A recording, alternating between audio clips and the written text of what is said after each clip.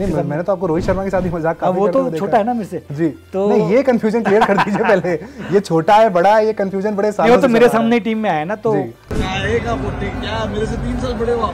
But ये है कि मैंने वो मानते नहीं है, वो कहते हैं अरे अभी आप कितने के हुए हो। नहीं बोलता मैं भी डाल सकता हूँ, आउट तो भी कर दूंगा उसको। विराट तो मेरे 14 साल का बच्चा था, तो हमारे साथ जो उनके कोच साहब हैं वो मेरे दोस्त थे, सोचो आप, राजकुमार शर्मा, तो उनके साथ मेरा मजाक चलता था। तो विराट तो बहुत छोटा बच्चा था मेरे आगे, तो सब ये समझ लो आप। कमेंट्री कर रहा था एक मैच में, तो वो आ गए मेरे पास बात करने, ये वो मजाक चल रहा है, बात हो रही है सामने, मैंने उसको कमेंट्री में ही बुलाया, मैंने कहा तू इधर आ जा, वो भी आ गया, तो बात हो रही है, मतलब कोई दिक्कत नहीं। मतलब मैंने उसके अंदर वो जिसके साथ जैसा था वैसा ही है। मैं मानता हूँ कि कुलदीप यादव एक ऐसा प्लेयर है जो आपको विकेट निकाल के हमेशा दे सकता है, बट आपको उसको सपोर्ट करना पड़ेगा। लेकिन सचिन पाजी का तो वो रिस्पेक्ट है, मतलब वो शुरू से ही बचपन से जब देखते खड़े उठते हैं ना, जब पापा भी देख रहे हैं आपके मैच, बड़े भाई भी आपके देख रहे हैं कि यार सचिन आ गया, सचिन का, तो वो रिस्पेक्ट हमेशा चल रही है। मतलब हरभजन, यूवी, गौतम, ये सारे हमेशा ही मतलब सदाबहार दोस्त रहे हैं मेरे। इंडियन क्रिकेट में 2 लोग बड़े अंडररेटेड कहे जाते हैं, एक बैट्समैन है, एक बॉलर है। बल्लेबाज की बात करें तो अंबाती रायडू का नाम आता है, गेंदबाज की बात की जाए अमित मिश्रा का नाम आता है। 2 क्रिकेट के लेजेंड्स ऐसे जो शायद ज़्यादा मैचेस नहीं खेले हैं, लेकिन इंडियन क्रिकेट में उनका ओहदा काफ़ी बड़ा है। लकीली आज अमित मिश्रा हमारे साथ हैं। सर स्वागत है बहुत। तो आज हमारे साथ आज मुश्किल से आप पकड़ में आए हैं, चैंपियंस ट्रॉफी का मौका है, तो कुछ सवाल चैंपियंस ट्रॉफी से रिलेटेड करने भी जरूर यहाँ पर बनते हैं। वही भारतीय टीम से उम्मीदें काफ़ी ज़्यादा हैं, क्योंकि पिछला 6 महीना हमारे पक्ष में नहीं रहा है। लेकिन चूंकि अमित मिश्रा खुद एक इतने बड़े दिग्गज स्पिनर, सबसे पहले तो चैंपियंस ट्रॉफी के लाइनअप को आप कैसे देख रहे हैं? चूंकि ये 5 स्पिनर जो हम लेकर गए हैं, बड़े बड़े दिग्गजों की समझ में नहीं आ रहा है कि आखिर दुबई की पिच में ऐसा क्या गड़ा हुआ है कि 5 स्पिनर ले जाने पड़ गए हमें। देखिए मेरा तो एक कहना है कि अच्छी चीज़ है कि सबसे पहले आपके पास एक ऑप्शन हो जाती है जब 5 स्पिनर होते हैं आपके पास। और अगर आप देखा जाए कि दुबई में जैसे जब मैचेस होते हैं ना, तो वहाँ की विकेटें ड्राई होने लग जाती हैं, थोड़ा स्पिनर को सपोर्ट करने लग जाती हैं। और अगर आप देखेंगे इंडियन टीम में पिछले 6 महीने की आपने बात करी, तो इंडियन स्पिनर सभी अच्छा कर रहे हैं, काफ़ी अच्छा कर रहे हैं, काफ़ी मैच विनिंग जो परफॉर्मेंस आई है, स्पिनरों का बहुत बड़ा हाथ रहा है उसके अंदर, तो आप उनको दरकिनार नहीं कर सकते। और सबसे अच्छी बात है कि उनको साथ लेके चल रहे हैं जिन्होंने भी अच्छा करा है, ये मेरे लिए एक बहुत पॉजिटिव बात है, मैं तो पॉजिटिव लेके चल रहा हूँ कि। और सबसे अच्छी चीज़ ना इंडियन टीम के पास क्या होगी, जैसे बाद में मैचेस होंगे, जब वो विकेटें थोड़ी ड्राई हो जाएंगी मैचेस होने के बाद, तो स्पिनर को बहुत सपोर्ट करती है, जिस तरह कि हमने IPL में देखा है और भी कई मैचेस में देखा है, वहाँ पे बाद में थोड़ा विकेट जब ड्राई होती है तो स्पिनर को सपोर्ट करने लग जाती है। और जिस तरह के हमारे स्पिनर इस टाइम परफॉर्म कर रहे हैं, मतलब उनकी आप कोई भी चीज़ उठा के देख लिए, पिछले 6 महीने की आपने बात करी, तो स्पिनरों का बहुत बड़ा हाथ रहा है उसके पीछे, तो वो एक अच्छी चीज़ है। और सबसे अच्छी बात मुझे जो लगी है अभी इंडियन टीम के अंदर, जो आपने बात करी कि 6 महीने से अच्छा नहीं कर रहा, मैं तो कह रहा हूँ कि ये अच्छी बात है कि उससे पहले अब जितने भी हमारे बैट्समैन थे परफॉर्म कर रहे हैं, फॉर्म में आ गए हैं, और ऊपर से बॉलर हमारे स्पिनर अच्छा कर रहे हैं, और सारे स्पिनरों को साथ में लेके गए हैं। मैं तो इस चीज़ को बहुत पॉजिटिव मान रहा हूँ। सर 3 मैचेस पॉजिटिव देखेंगे या फिर पिछले जो 3 महीने हम देखेंगे जो कि नेगेटिव गए हैं? क्या 3 मैच के बेस पर जज करना सही हो जाएगा कि सब ठीक हो गया है? नहीं, 3 महीने तो नहीं कहूँगा, लेकिन ये भी देखिए आप काफ़ी एक नया टीम बन रही है, पिछले 6-7 महीने 1 साल से काफ़ी चीज़ें प्लेयर्स चेंजेस में है और बेस्ट टीम निकालने की कोशिश करी जा रही है। तो आप इस चीज़ को भी अपने दिमाग में रखिए कि एक नई टीम बनाई जा रही है, जो बेस्ट से बेस्ट प्लेयर होगा। तो उसमें क्या होता है, कई प्लेयर अच्छा करते हैं, कई नहीं करते हैं, कई प्रेशर झेल नहीं पाते हैं, कई बार वो इंडियन टीम में जाते हैं, तो ये सब चीज़ें आपको देखना पड़ेगा। तो एक नई टीम बन के तैयार होने की कगार पे हमारी टीम बना रहे हैं, नए नए प्लेयर ट्राई कर रहे हैं, तो कोई इसमें पास होता है, कोई फेल होता है, कईयों के ऊपर प्रेशर आ जाता है। तो आप इस चीज़ को लेके चलिए कि एक बेस्ट टीम निकल के आएगी आने वाले टाइम पे, जिससे मुझे लगता है कि जो वर्ल्ड कप होगा, वर्ल्ड कप के अंदर बेस्ट से बेस्ट टीम होगी। नहीं, आपने टीम की बात करी, लेकिन की प्लेयर टू वॉच आउट कौन होने वाला है? क्या इन 5 स्पिनर्स में कोई एक कमाल करने वाला है, या फिर बैटिंग के ऊपर जो भारतीय टीम की पुरानी कहानी रही है हम निर्भर होंगे? नहीं, स्पिनर में कमाल करने वाले मुझे लगता है कुलदीप यादव पे बहुत दारोमदार रहेगा, क्योंकि वो एज ए विकेट टेकर लेके जा रहे हैं उनको, जो मुझे लगता है कि, और वो विकेट निकालने की ही सोचना चाहिए उनको, क्योंकि 50 ओवर का गेम होता है।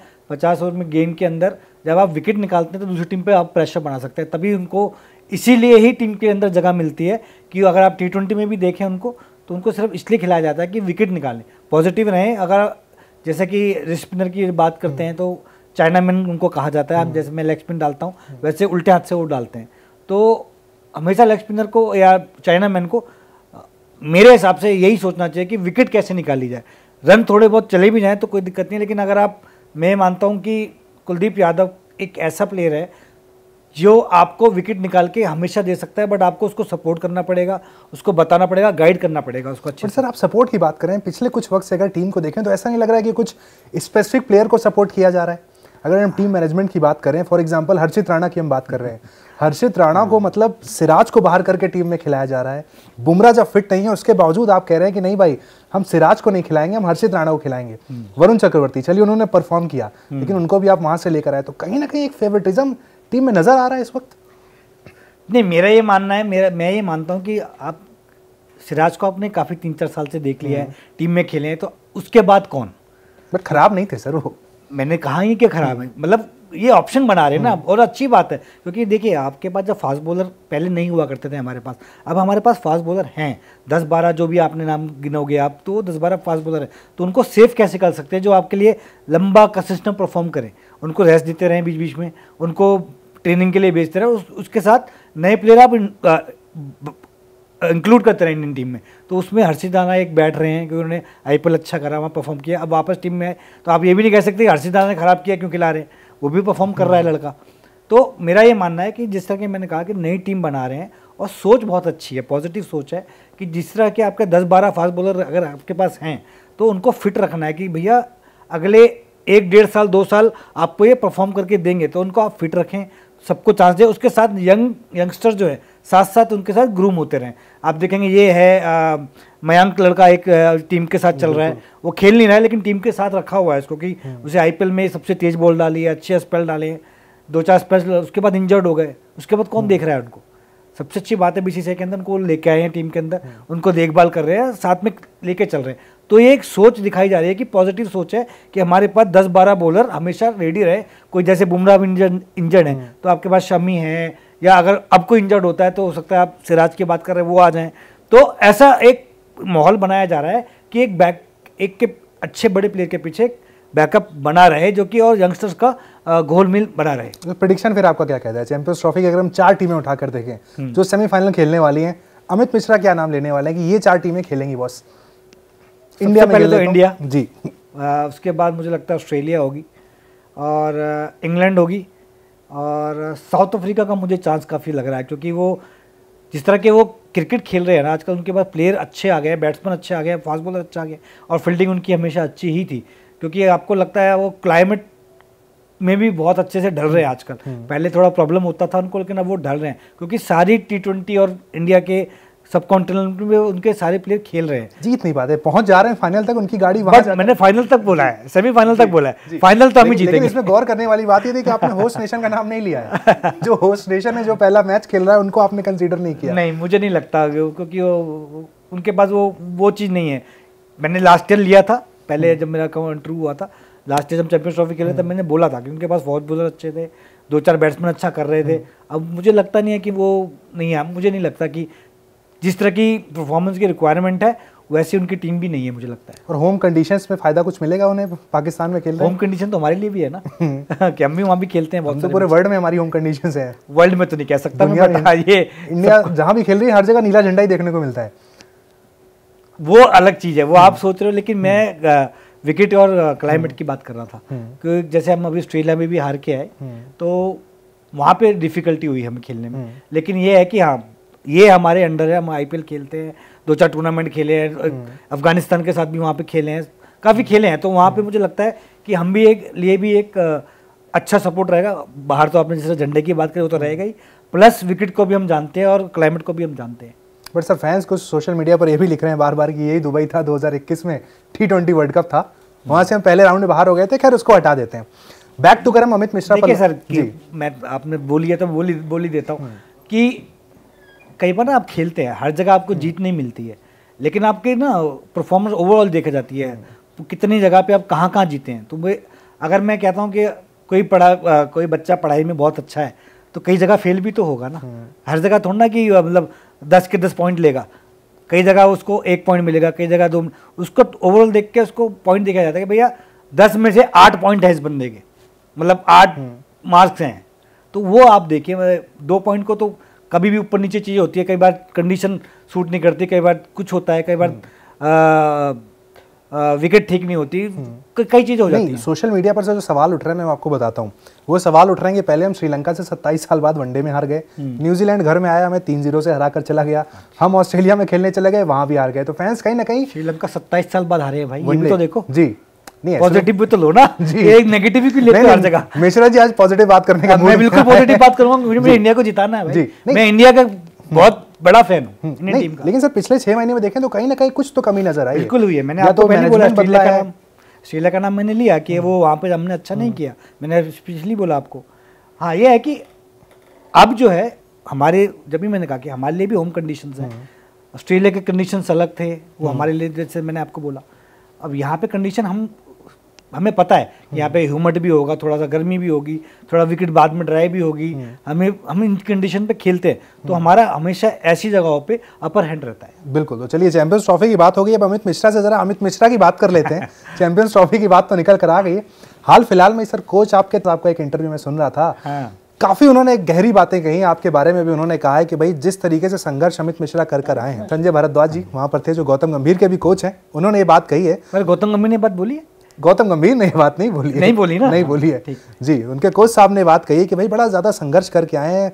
कुछ उन्होंने स्टोरियां भी बताई, मैं खुद आपसे जानना चाहूंगा कि किस तरीके से आपने हेल्प की, अपनी पूरी फैमिली को भी आपने सपोर्ट किया। कहा कि सारे भाइयों के घर अमित मिश्रा ने बनवा दिए जी, इतना कुछ उन्होंने आपके बारे में कहा है। जो आपकी स्ट्रगल स्टोरी है, शायद अमित मिश्रा का एक वो एंगल हम देखते हैं सोशल मीडिया पर निकल कर आता है कि भाई कुछ कंट्रोवर्सी है, कुछ बातें कह देते हैं, लेकिन शायद स्ट्रगल स्टोरी कोई नहीं जानता, और शायद आपने सुनाई भी नहीं कहीं, किसी ने पूछा ही नहीं कभी, तो कैसे बोलूं? शायद वो पहले बार मुझे मौका मिल रहा है जी। नहीं, वो स्ट्रगल बहुत किया मैंने लाइफ में। एक सेकंड में आपको रोकना भी चाहूंगा। आप स्ट्रगल की बात करें तो मैं एक काफी खास आपकी फोटो भी लेकर आया हूँ, उस फोटो को मैं दिखाऊंगा, दर्शकों को भी कहेंगे भाई उस फोटो को आप जरूर देखें। ये फोटो आप खुद बताएं कहाँ की है, और इस फोटो में आपके साथ कौन कौन मौजूद है। क्योंकि अब यहाँ बात स्ट्रगल की हो रही है तो अमित मिश्रा खुद बताएंगे भाई कि ये फोटो कहाँ की है, इनके साथ कौन कौन वहाँ पर मौजूद है। फोटो निकाल के लाए आप? देखिए आपकी फोटो मैं एक लेकर आया हूँ, पहले तो मैं दर्शकों को भी दिखाऊं। हम ये फोटो अमित मिश्रा की लेकर आए, पहले आप गेस करें, उसके बाद अमित मिश्रा खुद बताएंगे भाई ये फोटो कब की है और कहाँ की है।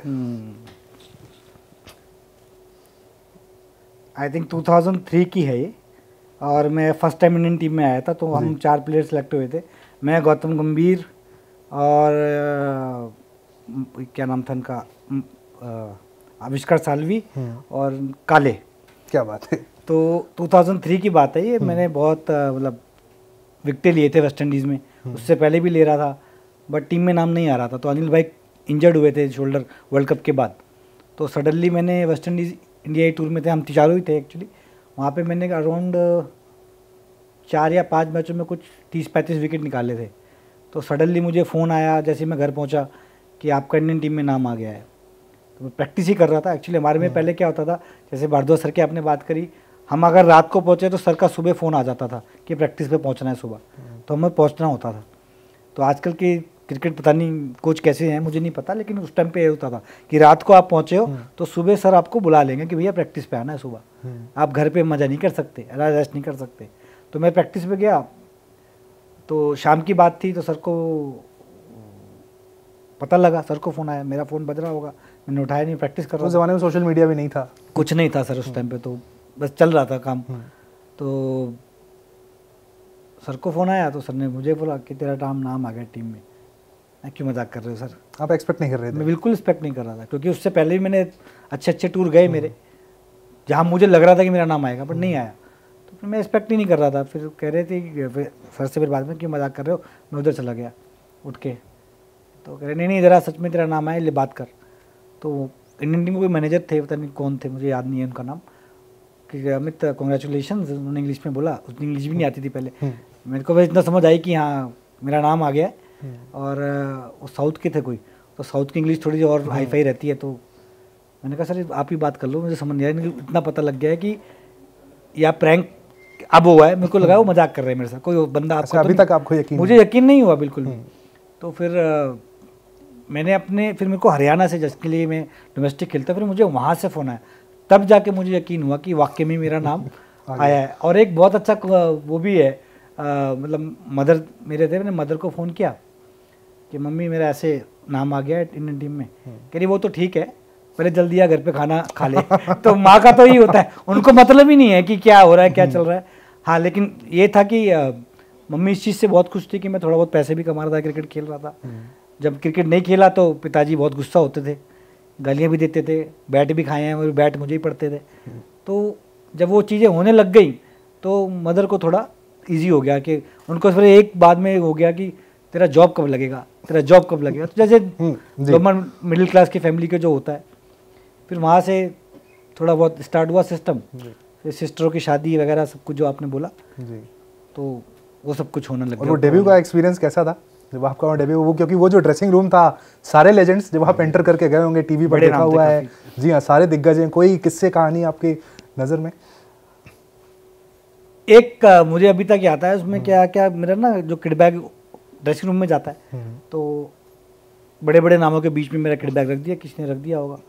तो अब वहाँ पे सौरभ ऐसे ऐसे सबके बैग थे, सचिन पाजी शायद वो सीरीज नहीं खेल रहे थे, सचिन पाजी नहीं थे, तो राहुल द्रविड़ और 2-3 जो भी दादा कैप्टन थे, दादा कैप्टन थे, अनिल भाई इंजर्ड हो चुके थे। तो उसकी जगह पे मेरा नाम आया, तो मैं जाके बैग ढूंढ रहा हूँ, अब मैं कैसे जाऊँ, मतलब हमको तो वो था यार इतने टीवी पे देखें इन सबको और सामने कैसे जाएं। आजकल तो सिस्टम अलग हो गया है, तो सब लोग सामने ही बैठ के आईपीएल में बैठ के खेलते हैं, घूमते फिरते जो भी है। पहले ऐसा था नहीं। तो अब मेरे साथ हरभजन या वीरू भाई कोई तो था, उनके साथ मैं खेला हुआ था। तो मैंने उनको बोला कि मेरा बैग उधर पड़ा है, तो कह रहे जाके ले ले। मैंने कहा यार कौन कौन बैठा देख तो लो पहले एक बारी। कह रहे नहीं जा जा जा कोई दिक्कत नहीं है। मैंने कहा नहीं मैं नहीं जाऊँगा, आप जाके लेके आओ। तो मैंने जो ड्रेसिंग रूम में जो बंदे घूमते हैं तो उनको बोला कि मेरा बैग उठा के उस कोने में रख दे भाई, मैं वहाँ बैठूंगा। तो इसमें वीरू भाई या कोई आए मेरे पास, कह रहे यार क्यों टेंशन, सबसे मिलवाया मुझे। फिर जाके मैं थोड़ा रिलैक्स हुआ। और सबसे बड़ी अच्छी चीज़ क्या थी कि गौतम मेरे साथ खेला हुआ था, आविष्कार मेरे साथ खेला हुआ था और काले मेरे से थोड़ा सीनियर था। तो हम लोग वहाँ पे थे, तो हम लोग तीनों का एक ग्रुप तो नहीं कह सकते, एक कंफर्टेबल लेवल था कि भाई हम कुछ भी हो रहा है तो हम तीनों बैठ के बात कर ले रहे हैं। तो वो सब है। फिर बाद में धीरे धीरे जैसे मैं और इंडियन टीम में खेला, भज्जी पा के साथ मैं साथ में खेला हूँ डोमेस्टिक, यूवी के साथ खेला हूँ डोमेस्टिक, और भी कई प्लेयर थे जैसे वीरू भाई बाद में खेलते हैं। तो फिर बाद में धीरे धीरे कंफर्ट लेवल बन गया। लेकिन ये है कि वो आज तक मुझे याद नहीं है। तो वीरू भज्जी पा कभी भी मिलते हैं ना, कहते हैं अब तेरे को कोई दिक्कत तो नहीं होता है, मतलब अब तो खैर नहीं, लेकिन बीच में कभी। मैंने कहा नहीं दिक्कत तो अभी भी होता है, लेकिन जैसे आप लोग मजाक कर सकते हो मैं अभी भी मजाक नहीं कर सकता हूँ उनके साथ। उतना ज्यादा खुल नहीं सकते? नहीं खुल सकता, मैं बिल्कुल नहीं खुल सकता जी।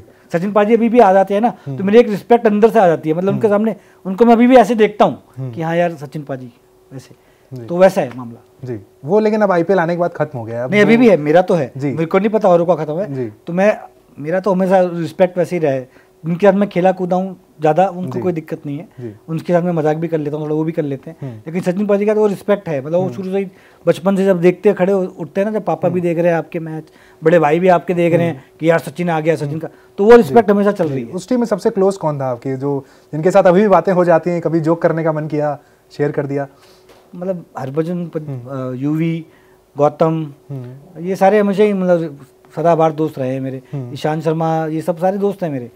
तो वो बात तो वो भी करते हैं, बट मुनाफ पटेल, ये सारे मेरे अच्छे दोस्त हैं, मतलब जिनसे मैं बात मजाक जो मर्जी कर सकता हूँ। वीरू भाई से भी होती है मजाक वजाक पूरी होती है। लेकिन पाजी के सामने ना मैं चुप हो जाता हूँ, ये सब करते हैं मजाक। मतलब मैंने तो आपको रोहित शर्मा के साथ ही मजाक काफी वो तो छोटा है ना मेरे से जी। तो नहीं ये कंफ्यूजन क्लियर कर दीजिए पहले, ये छोटा है बड़ा है, ये कंफ्यूजन बड़े सालों से तो मेरे सामने टीम में आया ना, तो बट ये है कि मैंने वो मानते नहीं है, वो कहते अरे अभी आप कितने के हुए हो। नहीं बोलता मैं भी डाल सकता हूँ, आउट तो भी कर दूंगा उसको।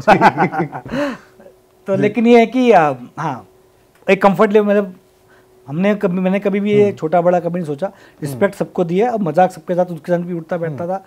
अब सचिन पाजी तो लेवल तो अलग था, लेकिन जो और जितने भी साथ में थे, भज्जी पा, यूवी, सबका उठता बैठता, पूरी रिस्पेक्ट देनी, छोटों को भी बड़ों को भी, और वो भी मुझे देते थे, ऐसी बात नहीं है। वो भी मुझे पूरी रिस्पेक्ट, पूरी मजाक वजाक मैं उनको दूंगा। कहते ना रिस्पेक्ट दोगे तो रिस्पेक्ट मिलेगी।